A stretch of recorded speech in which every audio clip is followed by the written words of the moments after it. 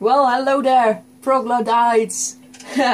Welcome to my first video blog. Well, this is not just a video blog, this is also a video blog containing a video interview I had with Adrian Jones from 9 Stones Close. So please, check it out. You probably don't know me yet, so I introduce myself in short. I'm Iris, aka Ear, and I have my own weblog. Well, website, weblog, what do you call it? Where I collect my interviews, album reviews and gig reviews. And the name of the website is Grendel Headquarters, so please check it out when you have the time. Let me talk about the interview I had with Adrian Jones. He plays in a band named 9 Stones Close, and I interviewed him in his own studio in Leiden, the Netherlands. You will see him during the interview, but you won't see me, because I pointed the camera only in his direction, so I'm very sorry about that. Well, I don't mind, because I hate to watch myself. So please, I hope you still enjoy this interview. It's a very interesting interview, and we talked about his latest album, a possible tour, so a lot of fun stuff. So please, enjoy.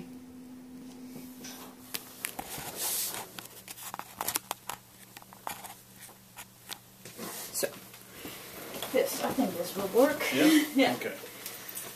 Let's try it. Yes. Okay. Yep. Well, thank you very much for your time. My pleasure. Can you introduce yourself in short? Who are you and what do you play? So, my name's Adrian Jones. I'm a guitarist, songwriter in 9 Stones Close, also Jet Black Sea, but 9 Stones Close is my main project. You just released your album Leaves. Tell me more about the recording process. How and where was the album recorded? We recorded it in numerous studios, so a lot of it was recorded here, particularly all the demos were done here. And then the drummer also has his own studio, Peter, over in Arnhem, so we recorded the drums over there. We also did some live recordings over there as well for the album. The singer also has his own studio, the keyboard player has his own studio, so a lot of file sharing goes on as usual, I think, with most bands these days. But we got together quite often to do some recording as well, so it was kind of a mixture of different studios. Ah, okay, thanks. Will the album be available on vinyl? I'd love it to be available on vinyl. So the last album we did make available on vinyl, but I self-funded that. This time I can't afford to do it. So. But maybe if there's enough interest at a later date, and if the album makes enough money, then we could potentially do a vinyl release if there's enough people interested. So it would be nice. Still my preferred format. So. Yes, very true. How did the band actually start? Actually started with just me, so I was actually working on another project called Liebig with some old friends, old bandmates, and we just released an album, I think it was back in 2007, somewhere around there. We had no idea how to promote it or do anything with it, but we put it out there. And then we started writing the second one, and the singer had lots of things going on in his life as well as the bass player, so it all kind of went on hold. So I picked up some old demos that I'd been working on, and that's what became Sanlo. I finished it off over a couple of weeks or so, and then got it mixed and sent it off to be mastered, and then I had the album in my hands and thought, what am I going to do with this? And I took it down to the Marillion weekend in Port Zeeland, and they kindly let me have a spot in the bar there, and I gave away 500 copies of the CD, and that's where I met Brendan, and through Brendan I met Mark, so this whole thing started rolling, and that's where kind of Traces came after that. So. So this why there excuse me, how is it that are so many lineup changes over the years? I don't know, people think I'm difficult to work with, I think. It's just circumstances and the fact that everyone's really busy. Everyone has other bands apart from me, even I have another band as well now. But we all have busy lives, families, jobs, commitments to all kinds of things, so it's very difficult to to make high quality albums with the same people all the time. people's opinions change, people want to move on. You know, Mark wanted to concentrate on different kind of music that he was working on, so he wanted to move on, which is why we had to find a new singer. So these things happen over time. You know, we've been going now since 2008 with the first album, so over 8 years. Yeah, a lot of things change in different people's lives. So. I see. Any chance of playing live? We'd love to. We've been working on it. We've rehearsed a few times, and it sounds really good. But at the moment, again, it's all down to circumstances and availability of people in between jobs, families, and all the other things. And not to mention the financial aspects as well. It has to be at least a break-even kind of venture, otherwise everyone else has to fund it, which is something that we don't really want to do. Or can't afford to do, basically. So we'd love to play live, and I think there's people that actually want to see us play live, which is nice. So hopefully we can pull something off next year. We're still looking at options. Have you played with Nine Stones Close live? No, not with Nine Stones Close. Only we've played live together, obviously, when we've been rehearsing and you know, recording and stuff, but not for an audience now. Something we'd really like to do. Are you a full-time musician? No, wish I was. I have a very, very busy full-time job. Which means also I travel a lot as well, so I'm always jetting off somewhere, which means I have very limited kind of time to get in the studio. So I try to be as productive as I can when I get the time. Would you love to be a full-time musician? Yeah, of course. Yeah, I think anyone who loves writing and playing music would love to be able to do it all day, every day. But the reality is it's just not feasible, particularly with the financial climate, what it is in the music industry and what's left of the music industry.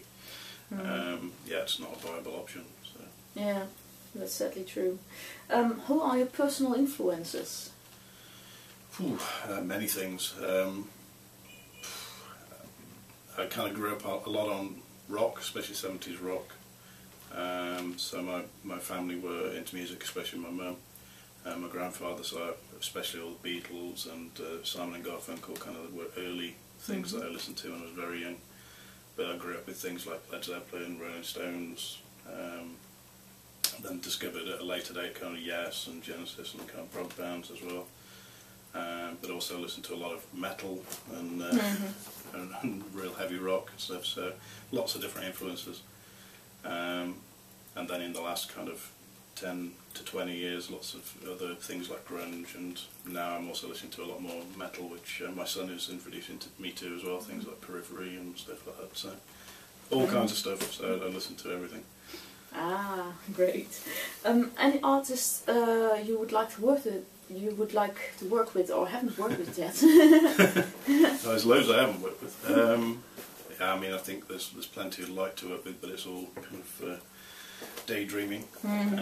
But I'm quite happy with the people that I'm working with. For me, it's always important that everybody's on the same kind of wavelength. We want to achieve something really good, and we all get along and we can share ideas. So we have a great group actually at the moment, working together. So it's really good fun when we get together as well. Great. You were talking about Marine Convention Weekend. Would you like to play on the Marine Convention Weekend with your band? Yeah, of course. If we can ever get it together long enough to rehearse, then yeah, we'll play anywhere. So. But yeah, it would be fun, of course. Oh, that would be great.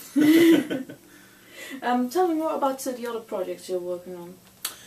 So yeah, I have another project with a friend of mine, Michelle Simons, who's also helped on the Nine Stones Close albums in the past. We spend quite a lot of time together. He helps me with the Nine Stones Close recordings and tells me when I'm playing crap stuff, so he's very good. But we started working together on something called Jet Black Sea, I guess a couple of years ago now, I think the last album came out, because Michel has loads of brilliant ideas and he writes a lot of very interesting music. So together we collaborated on some of his ideas, and I brought some of mine in, and that became the first Jet Black Sea album. And actually we recorded pretty much everything in like 3 days, I think, and mixed it, so it was great fun to do, exhausting but fun. But we're just working on the new album now, it's ready to mix, and also on a third album which is in the middle of production as well. Well, we're sitting in your studio right now. Tell me more about the equipment you use. I'm not much of a techie, but I have a lot of guitars. So I have 20 odd guitars, I suppose, of all different types. I think a lot of people who listen to the music will notice there's a lot of layers in there, so I like to use different guitars to get different sounds and layer them to get different effects and different harmonies, so that's part of what I like to do. So I have all kinds of things from 12 strings to different types of electrics, baritones, all kinds of stuff. My studio equipment, yeah, I use Sonar, always have for many years. So the sound engineer is always trying to get me onto Cubase, but I'm resisting. I really like Sonar; it works really well for me, particularly composition as a composition tool. And then yeah, just general effects units and all the usual stuff that's in your studio. Yeah, well, it's you have quite a lot of guitars. yeah, there's quite a lot. Yeah, there's not really a lot of room left for more guitars. Well, doesn't matter. I only have 3 basses myself, but I don't mind. I've lost count. I think there are 20 something. Well, it's still nice. We have room for 21. Yeah, I can fit a few more in. I'm sure somewhere. What are the future plans? Loads of plans. So currently writing some ideas for the next Nice Stones Close album, and we've discussed how we want to approach that. So that's something we'll start working on fairly soon, probably a little bit later this year. Currently I'm finishing off Jet Black Sea 3rd album, and we're mixing the 2nd album, so I've got a lot of Jet Black Sea stuff to work on in the meantime. I'm also hoping to collaborate on some other projects with some of the great musicians as we go along, so we're always talking about plans. Big problem is time, fitting them all in, but I'll be very busy with writing and playing, I'm pretty sure, in the next kind of year or two. Well, describe your music for people who haven't heard your music yet. I don't know, it's kind of hard to describe. I think it's a bit of a mixture of different influences, and all the albums are very different, particularly the Nice Stones Close ones. I think the first album was very very basic. It was just me playing all the instruments, but kind of grungy, a bit proggy. I don't know what you would call it really. A lot of people have said there's a lot of Pink Floyd influence in there and things like that, which is, yeah, you can hear that in the music. But I think on the last album you can also hear a lot of other styles in there. You can hear some grunge things in there, some Soundgarden type influences and things. So it's a real mixture. Light, you know, kind of light parts, dark, heavy, yeah, melodic. It's a real mix. How did you get in contact with Bad Elephant Records? Actually, just through general networks, so friends of friends of friends. So, as usual with musicians, we all know lots of people. So they were recommended to me actually via Brendan, was originally, and also via Matt Stevens. We discussed a couple of times over a beer. So we got in touch to see if they'd be interested in releasing the album. They were, luckily, and yeah, they're a great bunch of people and are very enthusiastic about their music. And they're a great label to work with and growing fast, which is good. Ah, yes. Anything to say for our viewers, listeners and readers? Just go out and buy the new Nice Stones Close album. Or at least listen to it, give it a listen. That's the spirit, yes. I think those were my questions. So, okay. Anything I forgot to ask and you would like to talk about? Ask away, I don't know what you would like to talk about, but I'm happy to talk about whatever you want. Well, no, I think that those are really my questions, so maybe I should do fan questions the next time. Yeah, we can do that next time, no problem. Yes, indeed. Well,